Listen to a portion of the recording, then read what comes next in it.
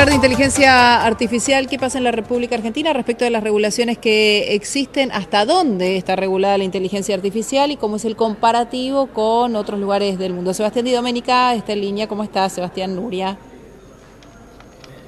Hola Nuria, ¿cómo estás? Un gusto hablar con vos, muy buenas tardes. Igualmente. Bueno, contanos un poquito cómo está la Argentina en este sentido en comparación con otros países del mundo.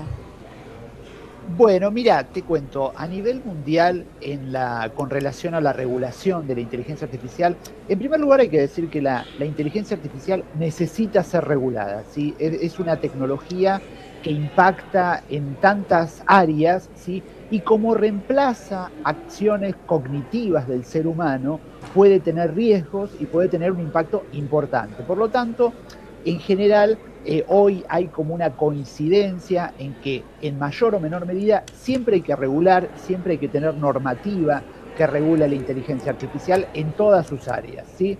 Y ahora, y a nivel mundial hay dos grandes tendencias. Por un lado está la de Estados Unidos, que es una tendencia de innovación con baja regulación, porque sostienen que si hay una alta regulación, digamos, perjudica la inversión. Entonces se propone innovación con baja regulación, ¿sí? Que es riesgoso, es muy riesgoso porque queda todo en manos del mercado, de las empresas, y el Estado no se mete tanto, ¿no? Y por otro lado tenés el modelo europeo, que es inversión, sí, queremos innovación, queremos inversión, pero con una gran prevención de los riesgos que genera la inteligencia artificial. Y la columna vertebral de la normativa que ya está digamos, digamos, que funciona en Europa, tiene que ver con los riesgos. Hay 4 tipos de riesgos. Hay uno más alto, que es el de mayor riesgo, que están prohibidos los desarrollos con ese nivel de riesgo, y después 3, que es un riesgo alto, limitado y bajo, ¿no? Entonces, de acuerdo a esos riesgos es como se determinan se autorizan o no los proyectos y los desarrollos y las acciones que tienen las empresas. Esas son las dos grandes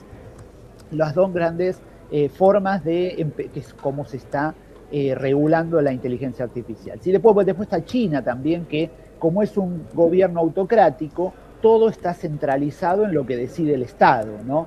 Tienen también muchas normativas, pero digamos, con una autocracia, digamos, decidido desde el Estado.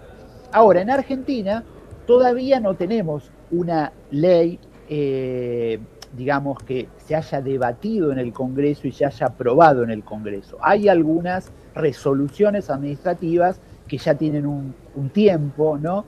Y existen en el Congreso unos cuantos proyectos.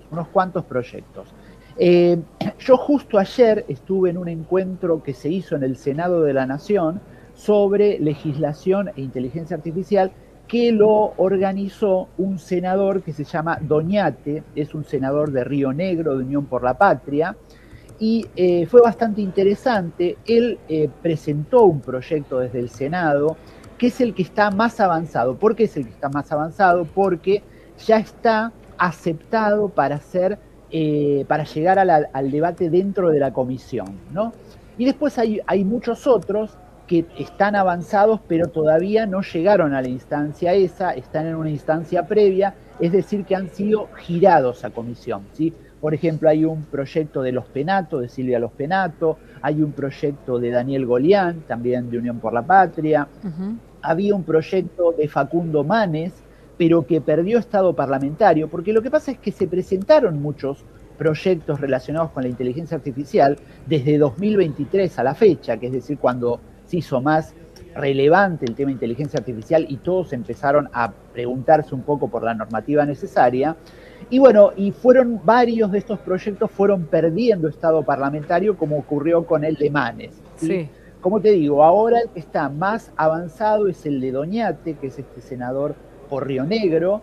Y bueno, y todos los proyectos, tanto de diputados como de Golián, como de Silvia Los Penato, como de Claudio Martín Doñate, son proyectos que son leyes marco de inteligencia artificial. Es decir, tal vez después, cuando salga una ley marco, habrá que ver qué normativas se tienen que pensar para áreas puntuales. Por ahora son leyes marco, ¿no? Bien. Y bueno, y tocan algunos de estos aspectos, ¿no? Por ejemplo, prevención de los riesgos, tienen foco en los riesgos que puedan surgir con el uso de la inteligencia artificial, se ocupan de las brechas que nosotros hablamos bastante, esto de que cuando puede haber, si no hay acceso a Internet, si no hay acceso a dispositivos, si no hay acceso al conocimiento de la IA, bueno, se amplían las brechas, ¿no?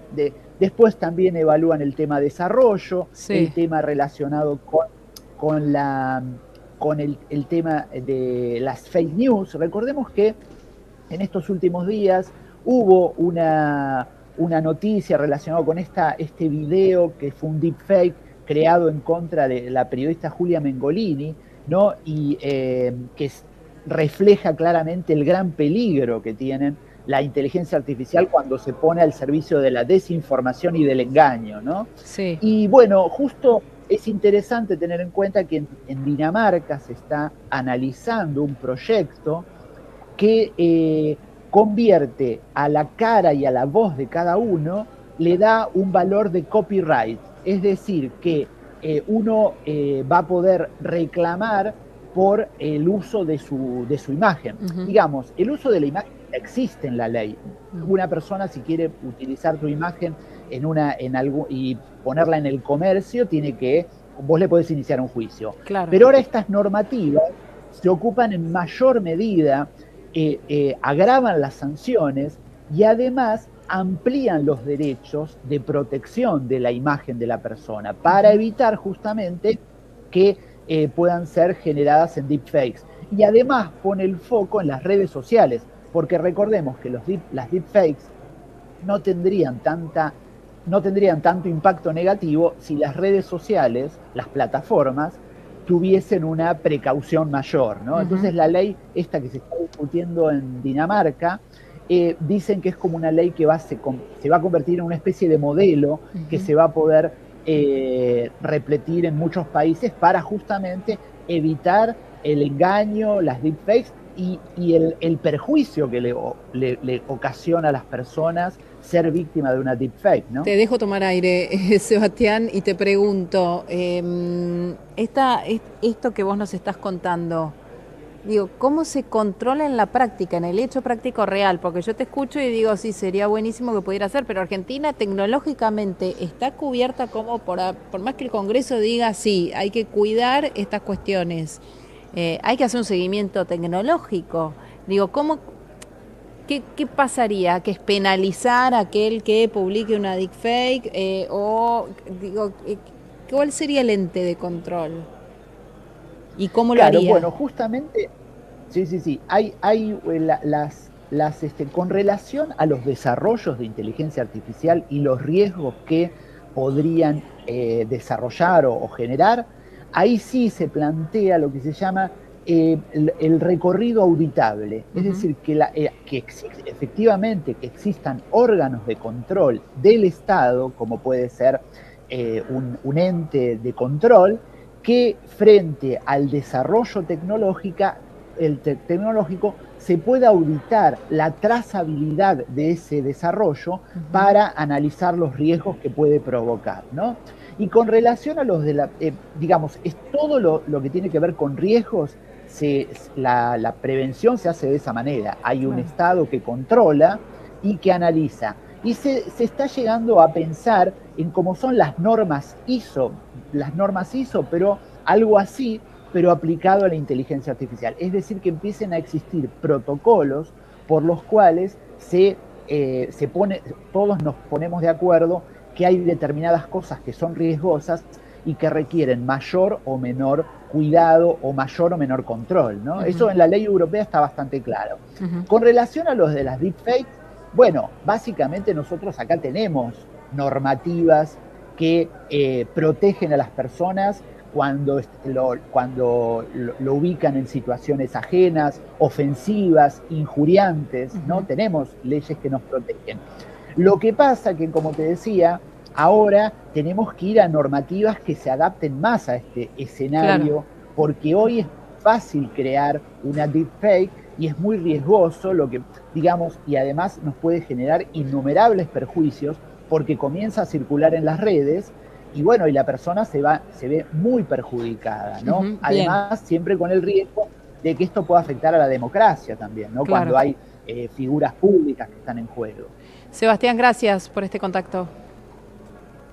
Bueno, muchas gracias a vos, Nuria. Muy buenas tardes. Que esté muy bien. Hasta luego. Sebastián Di Domenica, especialista en inteligencia artificial. Quédate en Canal E que ya venimos.